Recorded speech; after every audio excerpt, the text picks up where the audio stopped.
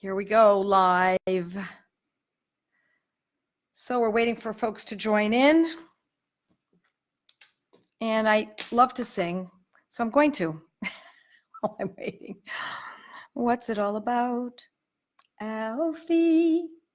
Is it just for the moment we live? What's it all about when you sort it out, Alfie? Our remit really dates me, doesn't it? Burt Bacharach. Loved that guy. Great music. Dionne Warwick. Gorgeous. Great stuff. I think that must have been, maybe the I think the 60s, maybe the mid 60s. Hi, everyone. Here comes everyone. Tell me where you're from. I love to see it. Oh, what a wonderful thing to say, Christopher. Thank you. Dallas, Jennifer. Anja, very nice. Hi, Shannon. Oh, Shannon, we got information to tell you later. Jackie, Janine, Rogers has joined in. Crystal from Mississippi Gulf, beautiful. Jennifer, hi. Love to see where everyone's from. I'm on Lake Erie, Mississippi. You sing? Well, you know, we all sing. Kathy from Ohio, hi. Hi, Nina. Good evening, Michelle. Yay, Ohio, more Ohio. Rockford, Illinois. From Irvine, California is Anja. Another one from Ohio. Syracuse. Hi, Syracuse. You're a stone's throw away from me. Richmond, Kentucky, and Houston, Texas. I read something today that Houston is the go-to place now for millennials. Lots of jobs. Sorry to say that. I'm sure those Houstonians don't want more people coming in, but Texas is really moving along. Wisconsin, hi, Shelley. Here in Stuart, Florida, you bet, just had dinner there about a month ago. Stuart, such a pretty little place. Hi from DC. I love DC. I used to live there for a few years. Wonderful. Pamela from Chicago. I lived in Chicago too for a while. Yeah, nice to see everyone. So, I do this every week. I've not missed a week yet. I'm going to try to keep at this. We're going to go through my entire Materia Medica and then some. Sometimes, here's my Materia Medica. Tonight we're going to talk about gotta go. I'm not erudite or judicious. I don't work in judicious deportment. I like practical. I want to teach practical. I want you to be able to remember this easily. And the best way to do it is to make it, colloquial, I guess, fun, a little lighthearted, so that when life really gets you down with some kind of condition, you can come up with the remedy. You'll remember it more readily because I've given you maybe a quirky little story about it. So I'm doing this every week. It's spontaneous. I don't rehearse this, in case you can't tell. I don't rehearse this, but I do choose my remedy in advance by about 4 or 5 days, so that we can let everyone know what we're going to be talking about. I want questions. I love the questions. Make sure they're pertinent to tonight, please, to the question, to the condition that we're going to be talking about tonight, the remedy we're going to be talking about. And so the remedy, we are in the letter B. So we're going to be talking about Berberis vulgaris right here.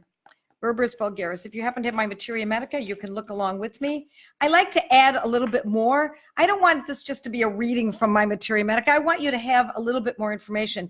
So tonight I'm going to give you a story about my husband who we were driving to Vermont in the car. Oh, I'm going to say it was a good 7 years or 8 years ago.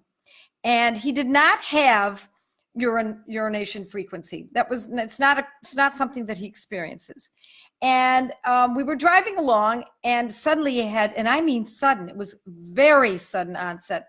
He had extreme pain in his back, right at the kidney level. And he was driving and he said, I got to pull over. He could barely catch his breath.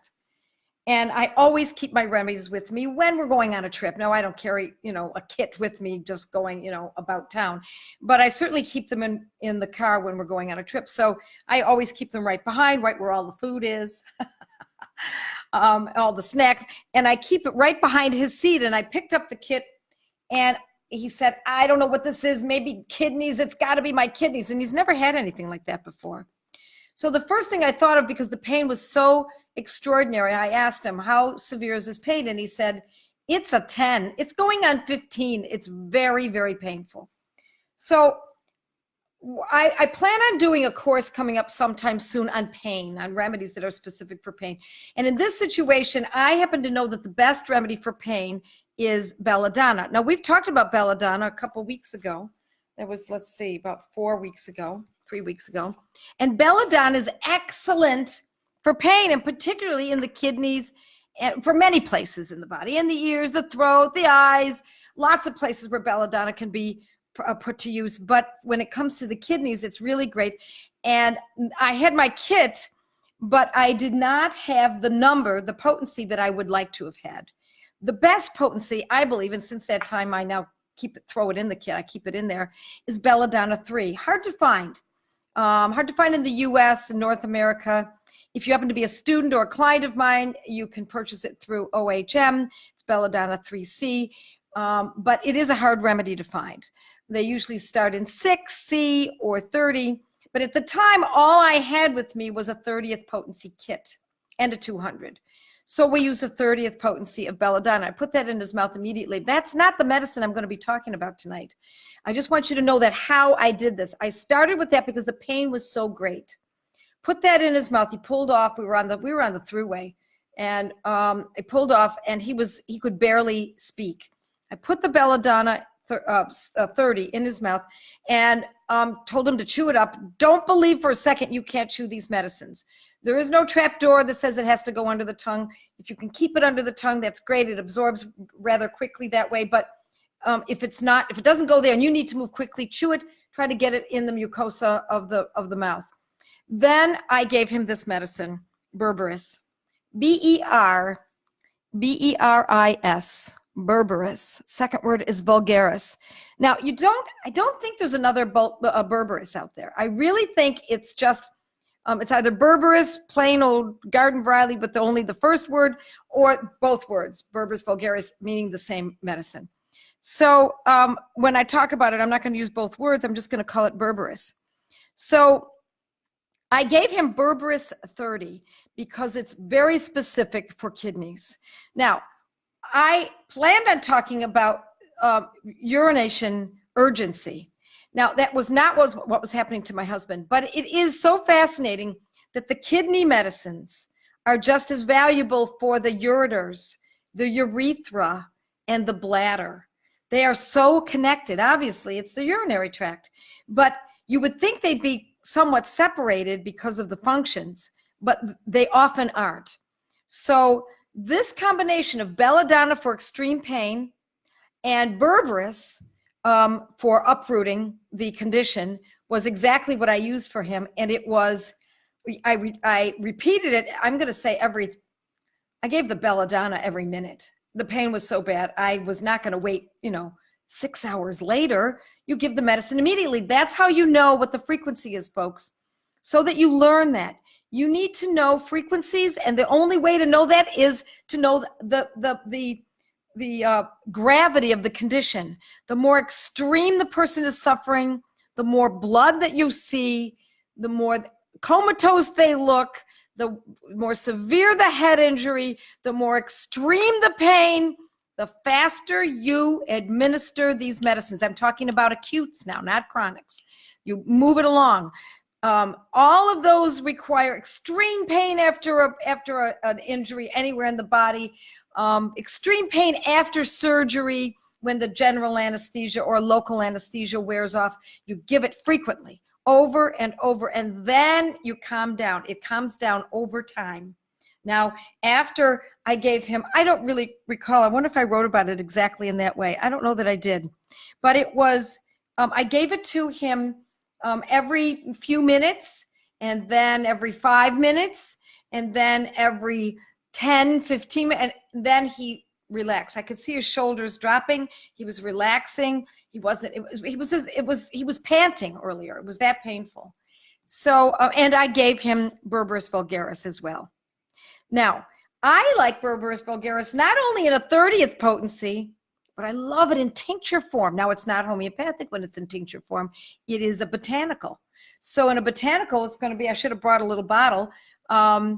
I do have the remedy like this. This would be in a 3C or a 30, but in tincture form, it's in alcohol. And you can purchase this on Amazon. You can buy it from OHM Pharmacy. You can get it at your local health food store. And then you draw up, you squeeze the pipette and you draw up and automatically draws up about 15 drops. That's what a pipette usually draws up when in a 1 ounce bottle. Draw that up and you can put it directly into the mouth. Now, I did not have that with us because I had only the homeopathy kit. Had I had it, I probably would have used Berberis mother tincture and belladonna 3. That would have been my best option. But Berberis 30 and belladonna 30 worked beautifully. And I said, I'll be happy to drive. Let me drive. No, I'm better. I would say that all told, it lasted about, I'm going to say 20 minutes. So we were on the side of the New York Thruway for about 20 minutes. That was the last time we saw it. For another, I'm going to say it was a year later, it happened again. This time, it was not as painful. Thankfully, we were not driving in the car in the middle of winter on our way to Vermont on the Thruway. And in that case, I used Berberis in mother tincture, liquid, put it in his water, or we could have put it directly in his mouth. Some people can't stand the taste of the strong alcohol and the flavor of the herbs that many of these tinctures are made from. Or you could put it in water and drink it, sip it. And then we also used belladonna 3 that time. That was years ago, and he's not had it since. So I'm suspicious that someday it may have been calculi of the kidneys, or it was kidney colic. I mean, what is kidney colic? There's really no true definition other than it means that there's pain in the kidney and it's an unknown pain of sorts. Or maybe it's sludgy. That could be it. That could be kidney colic, could be a sludgy way of describing it as a sludgy kidney. So it's interesting because more often than not, it's both kidneys simultaneously and both ureters simultaneously, and often both urethras simultaneously.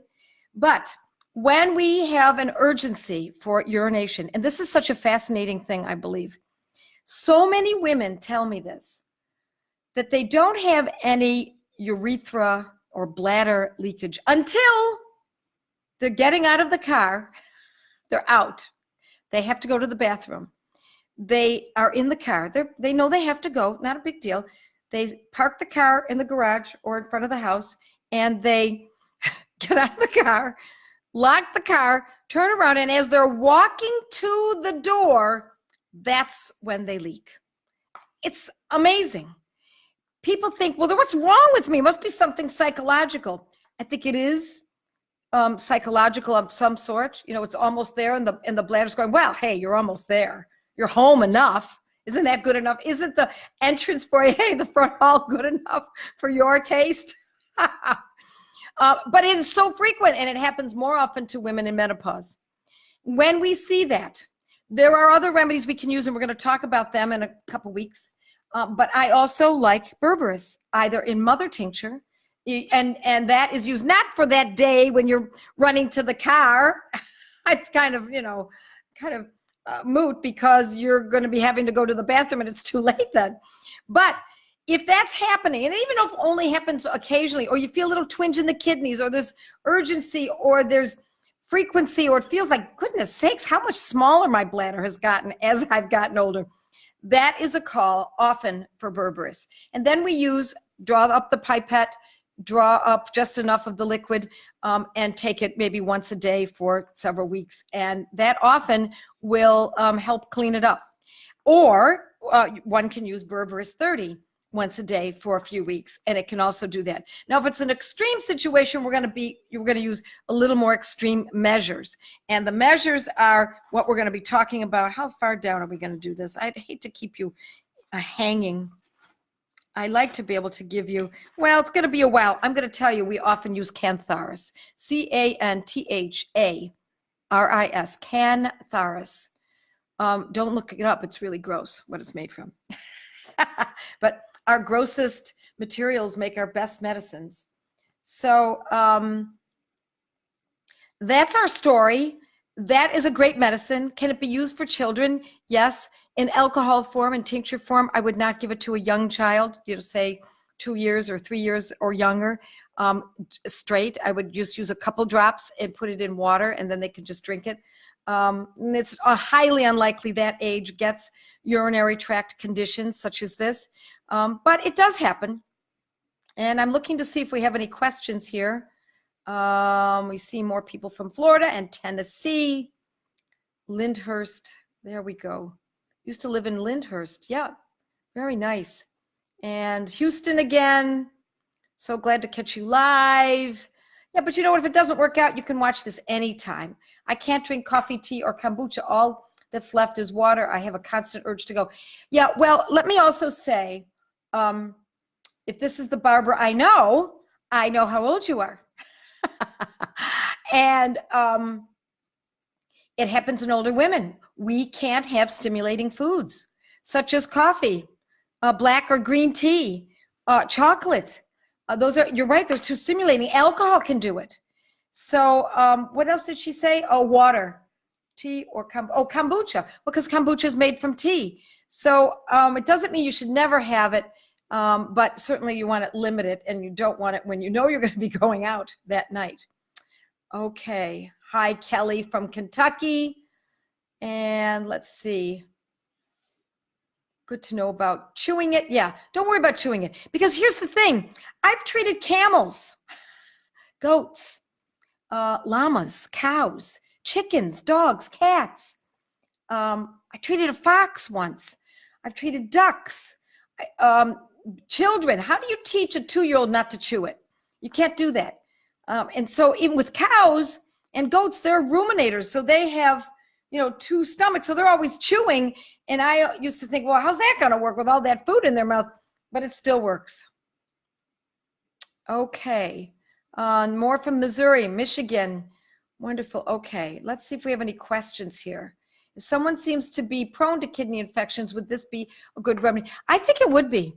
Not necessarily during the infection, although it could be useful. We have better remedies for kidney infections. And I know I've written about urinary tract infections on the blog. So check that out. It might be useful to you. It's been a while since I've written about it. But I did cover that in such a depth in my course on alternatives to antibiotics. Should you be interested. In fact, people even complained about it because I spent so much time on kidney and bladder and overall urinary tract infections, but I think they're just so common.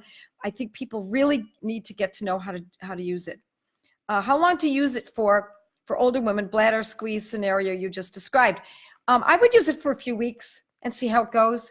And if you don't find that it's good enough, if it doesn't work well enough, you want to see some shift. That's the way it works with homeopathy when it's chronic. We want to see a shift. We want to see those 3 criteria being met. Less intensity to the symptom, lasting a shorter period of time, and a larger space between each episode of its incidences. That way, those are our 3, what I call the 3 magic markers. That way, that the medicines you've chosen are acting.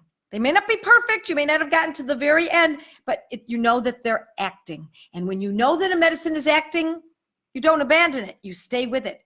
You don't play around. You don't tinker with success. We want to see things moving forward. Sometimes it takes long. Overactive bladder, same idea. That's what this is. See, they have names, many different names. Yeah, same thing. Overactive bladder. Urinary discharge. If the discharge is urination, this we're talking about the same situation. If we're talking about a discharge that's not urine and it's an infection or it's mucus or it's blood, then that's something different. However, let me also say that we consider berberis when the urine is thick with mucus and there is a red sediment. I'm reading from my Materia Medica. So that means the sediment, of course, is calculi of sorts, and it's red because it's got a little bit of blood mixed in it. So this is a great medicine for when there's urine with thick mucus in the urine. Some people can't imagine that because they haven't had it, but if you've had it, you know what I'm talking about. And let's see, I didn't write an awful lot about this because it's not a very complex medicine, to be honest. It's pretty straightforward. Can you touch on the sudden urge to go after going? In other words, 7-year-old is fine until she goes, then feels like she has severe urge to go again and again. Yeah, it's most likely that kind of condition could be berberis, but it's actually a little more likely to be Cantharis 30. And that is on my blog, and we will be talking about it in a few weeks. I know you don't want to wait a few weeks, so check it out on the blog. I try to give out as much as I possibly can. Okay, since being diagnosed with Lyme and EBV, I have overactive bladder and cannot hold it back. Don't blame the Lyme, and don't blame the virus, Epstein-Barr. That's EBV. I would not blame it. That's too simplified. I'm going to be honest with you. It's too simplified. What we want to always do is look at what is presenting, not what the potential microorganism is that might be causing it. How do we know that it's EBV or that it's Lyme? How do we know it's not herpes? There are 100 trillion cells in the human body. Actually, that's being debated, but a lot. How about that? A lot of human cells. And 90% of them are not human. What are they? Well, they're microorganisms. So which microorganism is it? Is it Lyme that's causing this? Is it a virus that's causing it? Is it a bacteria? Is it MRSA? Is it, and we could go on and on. Is it herpes? We could go, is it diphtheria? I mean, we could come up with 1 million different causes, parasites, heavy metals. We don't look for the causes here in this kind of homeopathy. The way that I teach this, I teach use the name of the condition. What's the name of the condition? The name of the condition is not Lyme or EBV. That's trying to find the etiology, the cause of the overactive bladder and cannot hold it back. So the condition, the true diagnosis is overactive bladder. So we use the medicine that's specific for overactive bladder, regardless of the etiology. That's a hard thing to accept, folks, especially for those of you who are coming from a naturopath, functional MD, because they think in terms of, here's the condition, and they're always trying to figure out why. What's the reason? And I mean, I hail them for being curious, but not with this medicine, not this way. We don't need to know the why. All we need to know is that it is. Here's the name of the condition and how it presents. Okay. Bedwetting in children, different remedy. We'll be talking about that at a later date. It's a little different. That can be psychological, as you know. So we harken back to the remedy that's specific for.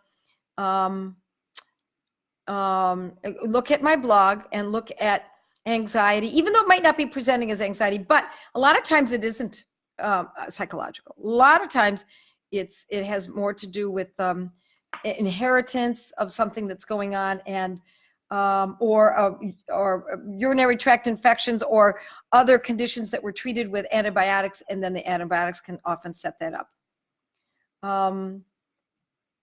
Well, somebody just asked me about what I would use, what potency I would use for belladonna. I already talked about that, so just go ahead and listen to it again. Okay, I think I've got most of the questions answered, haven't I? All righty, berberis 3C, no, 30C, and belladonna is 3 or 30 because it's all I had at the time when I told my story. Okay, I think I have. It's not necessarily better as a tincture. That's a good question. I didn't see that question. I think it just, oh, did I say it was better? I think in some circumstances it can be better. I don't know. I don't know the answer to those kinds of questions necessarily. People often ask me, you know, you taught all about cell salts in your cell salt CD, and you talked about using a 6X in everything except perhaps calc fluor. And I usually talk about that in a 12. And for years, that's the way the Americans use cell salts in a 6X. That's the way the Europeans use cell salts in a 6X. That's Highlands sells it in a 6X, readily available in Walmart and health food stores, etc. Then I went to Calcutta, and I spent many months there. Over a period of 7 years. I went 8 times, and I spent many weeks, and they never use 6X. Not that I ever saw. They always use cell salts, C-E-L-L, salts, for those of you who are new, or cell salts is the best way for you to learn it. They always use it in a 3X. So I could have asked them, why? Why do you do that? And actually, I often did not ask that question, but I did ask Prateep Banerjee at one point, I don't see 6Xs here. I see only 3s. He says, that's what we use. And so the answer is, that's what we use, and we get results. I mean, that is a given statement, especially when it comes to the kind of clinical evidence that they have and that they have recorded. So to be honest, I don't ask many questions about why this potency or why we use it in this frequency or that, because that's how we know that it works, is in that fashion. Okay. So let's see, but this worked for stress incontinence. If not, is there any homeopathic? Yeah, I talked about all that, and I know you probably missed it. Don't worry, you can watch this again and again. You'll be able to see it all week long. So for the sake of those who have already heard this, I am going to wrap it up and remind you to do good, do lots of good, do good for yourself, but especially do good for others. Take on responsibilities, take on the responsibility of taking care of others. It will give you purpose in life, and it's good for all of us to do this. And homeopathy is a great place to utilize that new way, or that measured way of living, making sure that we take on others and help them. So with that, folks, I say happy 4th of July. Today is Canada Day, so happy Canada Day. And for anybody else who's celebrating anything else, happy day in general, and God bless. Mwah. Love you all. It's wonderful to see you all. See you next week. Bye now.